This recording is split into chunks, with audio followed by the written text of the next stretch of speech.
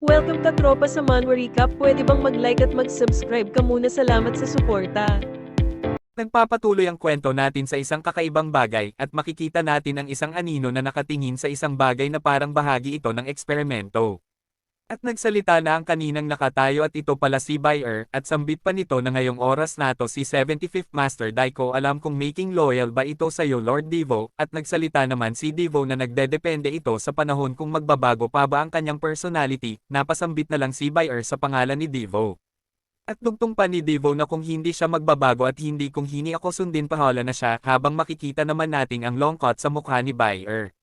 At sabi pa ni Devo na hindi lang ang mga kagustuhan ko ang masayang kundi ang ating gusto makuha at maabot, pero hindi lang tayo ang masisiri pati din siya, at makikita natin ang isang ulo na may nakatusok na tubo. Makikita natin ang isang matayog na kabundukan at mga ibon na lumilipad. At ang ating bida na tumetalon at napupuno ng kasiyahan dahil malaya na siya, at napasabi na lang ang ating bida na wala akong pakialam about sa mission. Gusto ko munang magsaya bago ko isipin ang lahat mamaya, napakahirap ang pinagdadaan ko sa nagdaang mga taon, at napakahirap lumabas, at gusto ko munang ma-experience ang ganda ng mundong ito, at dugtong pa ng ating bida na ang una kong gagawin ngayon ay gagamitin ang hero power ko para makakuha ng maraming lots na kayamanan, at maging mayaman ako para wala na akong problemayan pa, at ang mid-level monster at wala lang sa akin ngayon. Pangalawang gagawin ko ay susubukan ko ang lahat ng pagkain sa buong mundo, 3 taon straight sa pagkain kasama ang ama kong boss ay nakakawalang gana. At ang tatlong kong gagawin ay kapag marami na akong kayamanan, enjoy ko ang buhay ko kasama ang mga magandang babae, sa maikling salita magpakasawa muna ako sa aking buhay bago ko alalahanin ang mission na binigay ng matandang yun. At napatigil naman ang ating bida na sabi, pero paano si Miss Buyer? Baka mag-alala siya, ay madali lang, hindi ko na lang tatagalon. Sambit ng ating bida at tumitingin-tingin kung saan siya pupunta. At tumigil ang ating bida at sumigaw na ang bago kong buhay papunta na ako, at tinitingnan ang magandang tanawin, at napatigil na lang ito nang may nangyari sa ulo niya. At napasigay naman ang ating bida dahil sa sakit na kanyang dinaranas, at naputukan ng dugo sa buong katawan ng ating bida. At napatingin naman ang ating bida sa kamay niya at sambit pa nito, napakasakit, ano ito, anong nangyayari sa akin? At dugtong pa ng ating bida na ang katawan ko parang nalason at nagsimula na itong nagwala sa katawan ko. At may bigla na lang nagsalita sa isip ng ating bida at tinatawag siya nito, at sabi pa nito na ang aking dugo ay inaayawan na ang iyong katawan, at napaisip naman ang ating bida na ang boses nato parang galing ito sa ulo ko. Sino kaya ito? Habang makikita natin ang sakit na dinaranas ng ating bida, at nagsalita pa ito na tama, kinakausap kita sa iyong isip, at napasabi na lang ang ating bida na hindi ito maaari na basa niya ang iniisip ko. Pwede ba talagang nangyari ito? Habang makikita natin ang inis na mukha ng ating bida. At makikita natin ang nakajetting may gawa ng lahat ng paghihirap ng bida, ito pala ay si Devo na ginagamit ang kanyang kapangyarihan sa ating bida. At napaluhod na lang ang ating bida na sambit pa nito na anong nangyayari sa akin, anong ginagawa mo sa akin, matanda, at sumagot naman si Devo na wala akong masamang intensyon. Sisihan mo ang sarili mo, ito ang resulta ng pagsaway sa akin, dugtong pa ni Devo na dumadaloy ang dugo ko sa iyong katawan, kaya kung sasaway ka sa kagustuhan ko, ang lahat ng dugo ko ay titigil at siguradong mamatay ka. At sinagot naman ito ng ating bida na, hoy matanda, anak mo ako. Curious lang naman ako sa bagong mundo, hindi ko deserve na maghirap ng ganitong. Sambit ng ating bida habang makikita natin na gumagapang na ito dahil sa sakit, at nagsalita naman si Devo na akala mo ba tanga ako? Magkaiba tayo ng species. Sumakay lang ako sa iyong kasinungalingan para lukohin ka, at doon nagulat naman ang ating bida sa narinig at pinagpapawisan, at dugtong pa ni Devo na nagpapaliwanag na ang dugo ko ay hindi humahalo sa dugo ng tao at kahit sa anong tricks, pero ang dugo mo ay unique, at ginamit lang kita para sa akin. At napatawa naman ang ating bida sa kanyang narinig. Nasambit na lang niya, so napaka-unique ko ha, matanda. At nagsalita ang ating bida ng pasiga na sa ganitong dakila mas magandang pagalingin niyo na ako, dahil kapag namatay ako wala nang gagawa ng mission. At dugtong pa ng ating bida na mayroon akong requirements. Kailangan mo akong hayaan ang gusto ko at saka pakita tutulungan, pero nagdepende yon sa ugali mo matanda. At napatahimik naman si Devo. Koy magsalita ka matanda. At yun nga, nagsalita na si Devo na ikaw na batang pasaway. Bakit ba laging ganito? Lage na lang dumating sa point na lage kang nagsasalita na nagbibigay ng inis sa akin. Nagsawa na ako sa lahat ng ito. At nagtaka naman ang ating bida sa ibig sabihin ni Devo, sambit pa ng ating bida na lage, anong ibig mong sabihin? Hindi ko pa yun nasasabi sa'yo ah. Anong ibig mong sabihin? Sambit ng ating bida at sumagot naman si Devo na tumingin ka sa baba ng burol. At napatingin naman ang ating bida sa baba. At yun napatingin na nga ang ating bida. At napatanong na lang siya kung anong ba nasa ibaba. At yun nga nagulantang ang ating bida sa kanyang nasaksihan dahil maraming bangkay na katulad niya at napasigaw na lang ang ating bida kung anong totoong nangyari at nagsalita naman si Devo sa kanyang isipan na dahil siya ang boss dapat siguruhin niya ang lahat. Paano niya daw hahayaang makaalis ang bida kung wala siyang pinanahahawakan dito at napatanong na lang ang ating bida kung anong ginagawa sa kanya ni Devo. Sambit naman ni Devo na sa bawat namatay daw ang ating bida kumukuha siya ng baage nito at kung magpe-trader daw ang ating bida pagkatapos umalis ay mamatay ito at dugtong pa ni Devo na sa natitirang bahagi nito ay kayang gumawa ng katod ng ating bida at kaya niya daw ipagsama ang bago niyong katawan sa natitira niyang bahagi at mananali daw ang mga alaala ng ating bida at hindi daw alam yun ng ating bida at napakaganda daw ang plano nito. Pero hindi daw makapaniwala si Devo na wala daw silbi ang ating bida, Lage na lang daw katulad nito ang resulta, madami na daw ang ginawa niyang clone ng ating bida pero katulad pa rin ang resulta. At dugtong pa ni Devo sa ating bida na di ba takot siyang mamatay bakit hindi niya na lang daw sundin si Devo, basta willing lang daw ang ating bida na humihingi ng tawad, hindi daw siya mamatay, pero tumatawa lang naman ng malakas ang ating bida, at dugtong pa nito habang unti-unti itong tatayo na matanda hindi mo ba narinig ang salitang rebellion ng mga teenager. At natahimik lang naman si Devo. At sa isip naman ng ating bida na hindi niya na kayang tumayo. At yun nga nahulog na ang ating bida sa banhil at natatamaan nito ang mga puno hanggang sa natigil na ito sa lupa. At makikita natin ang ating bida na nakahiga at nahihirapan dahil sa pinsala at napaisip na lang ito na kahit na mamatay pa ang ating bida hindi niya hahayaang manalo ang matandang si Devo at may bigla namang nagsalita na tingnan nyo may nahulog na pagkain galing sa itaas at napatingin naman ang ating bida kung sino ito. Mga tao pala ito na mukhang mga bandido, sambit pa ng isa na kukunin daw nila ang kagamitan ng ating bida, at kukunin daw din ang kanyang laman, kaya tinanong niya ang mga kasama niya na gusto ba doon nila kainin ang ating bida. At sagot naman ng isa na gusto niya munang paglaruan ang ating bida at pagkatapos ay kakainin na nila ito. Nagpapatuloy. Tinanong naman ni Buyer si Lord Devo kung susuko na ba ito sa ating bida. At sinagot naman ito ni Devo na wala ng ibang paraan dahil wala daw kwenta ang ating bida, at sinabi niya naman ito kay Buyer na iiwan niya na ang ating bida kay Buyer at pumayag naman ito sa Lord niya.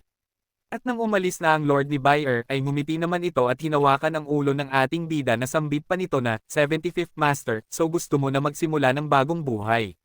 At pumunta naman tayo sa ating bida na pinagtatawanan ng mga bandido at sambit pa ng isa na, Brother saan tayo mag-uumpisa sa paglalaro sa kanya? At sinagot naman ito ng isang bandido na may hawak na espada na sisimulan natin sa pagputol ng kanyang leeg ay kaya sa ulo.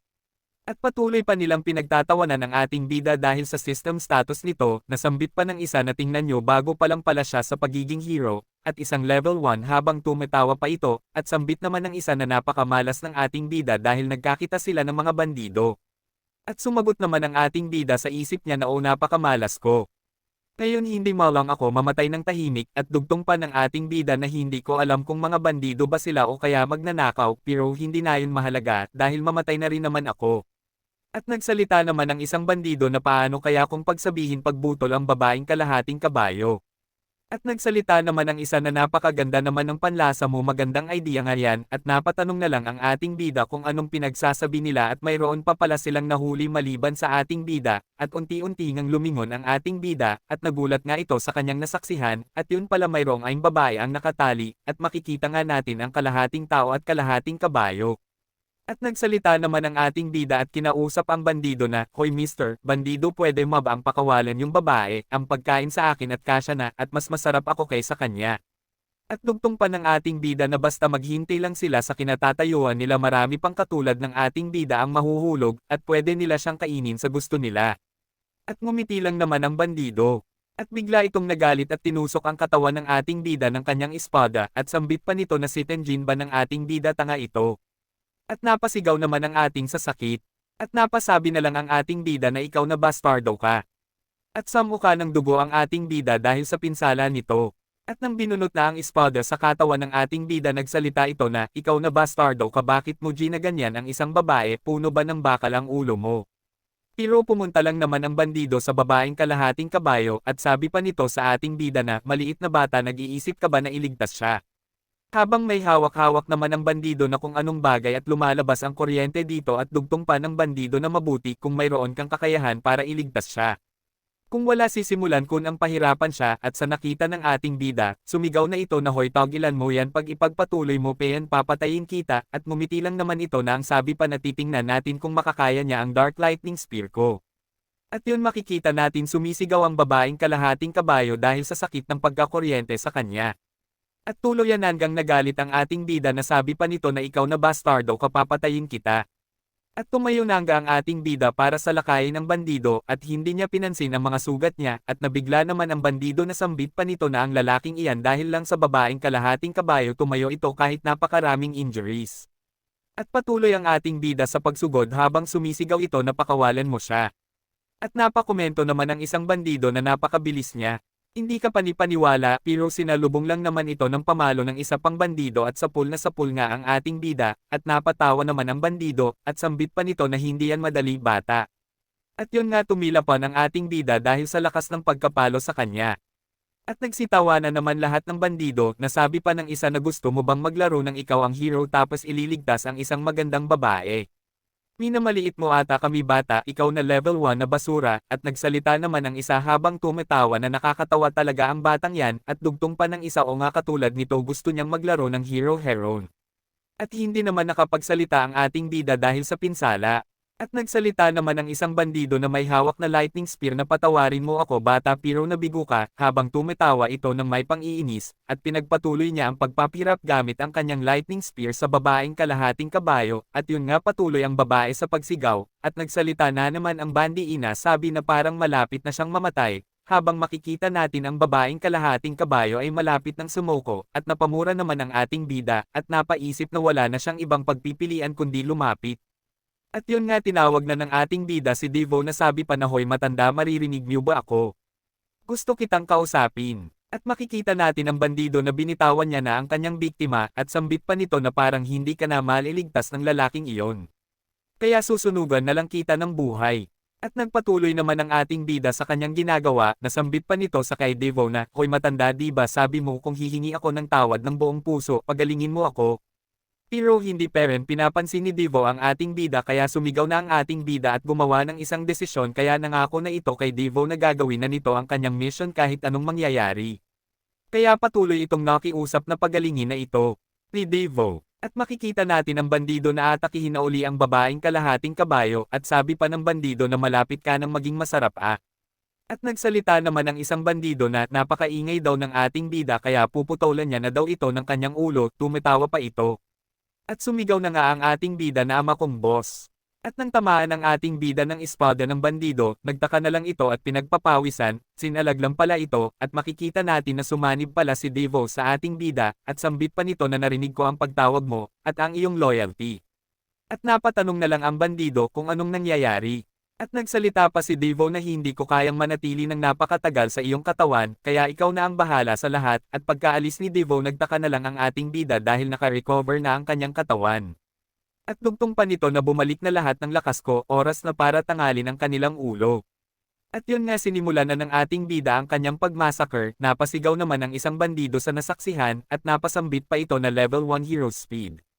Lang naman siya pero bakit sobrang bilis niya? At pinagpapatay na sila ng ating bida at nasambit na lang ng bandido na hindi siya level 1 lang at dugtong pa ng isa na may kakaiba sa taong iyan, pinagtanggalan na sila ng ulo ng ating bida. At nagtaka naman ang nag-isang natira kung bakit sobrang ingay at nasambit pa nito na hindi pa ako nang sisimula bakit napaka-excited yo.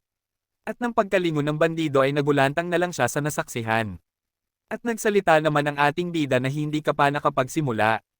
Nakakahiya naman. At dugtong pa ng ating bida na pero sinimulan ko na habang hawak niya ang putol na ulo ng bandido at makikita natin ang gutay-gutay na walang buhay na kasamahan ng bandido. At makikita natin si Devo na napakomento, hindi ako makapaniwala na sinira niya ang Crystal of Death dahil lang sa isang babae, yung batang yun talaga, at nagsalita naman si Bayer na so parang hindi mo pang siya kilala, at mas kilala ko pa siya, habang makikita natin si Bayer na nakapikit at ginagamit ang kanyang kapangyarihan, at dito na lang natin tapusin. Maraming salamat po, sana mag-subscribe kayo para updated kayo sa susunod nating video.